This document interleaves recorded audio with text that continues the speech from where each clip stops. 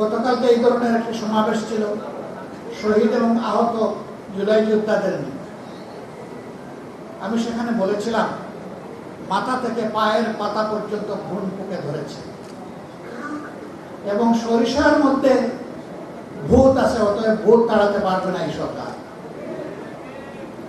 ধন্যবাদ জানাই তাদের দলীয় একজন সিনিয়র নেতা কালকে বলেছেন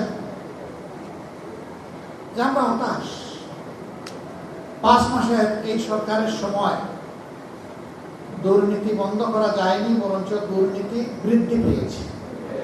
তিনি বলেছেন, এটা আমার কথা না। তার বাসায় সবাই দুর্নীতিতে লিপ্ত, একজন ছাড়া তিনি তারেক রহমান সাহেব। আমি বুঝলাম না, তারেক রহমান সাহেব প্রধানমন্ত্রী, তিনি চান না, অথচ দুর্নীতি সবাই করে, এটা কিভাবে হবে? আমরা দেখি তার ইশারায় সবকিছু চলে, তাহলে তার ইশারায় এটা বন্ধ হয় না।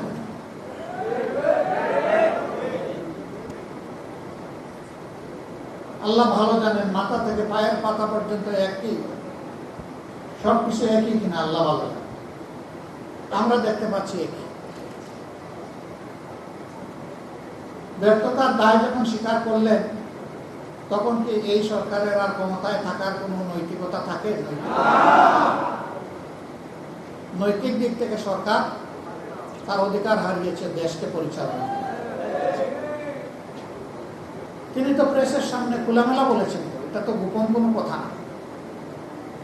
এটি হচ্ছে এই সরকারের আমলের বাস্তব চিত্র। ফেডারেশনের 12 দফা দাবি আমি দেখলাম এক এক করে, এবং এইখানে তার কিছু ফেস্টুনও টানানো আছে।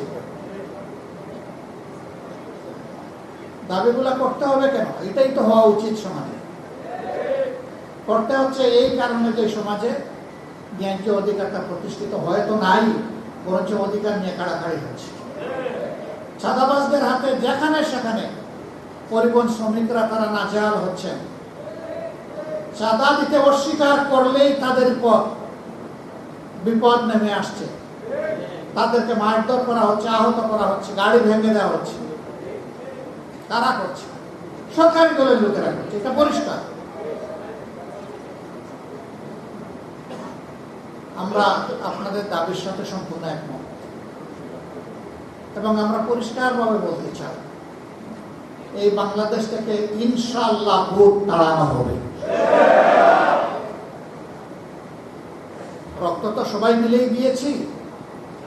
আমরা জুলাই এই অর্জনকে নিজেদের দলীয় অর্জন হিসাবে কখনো দাবি করে নাই এবং করব না। এই অর্জন 18 কোটি মানুষের অর্জন। আমি সকলকে অনুরোধ করবো, এককভাবে কেউ যেন কৃতিত্ব দাবি না।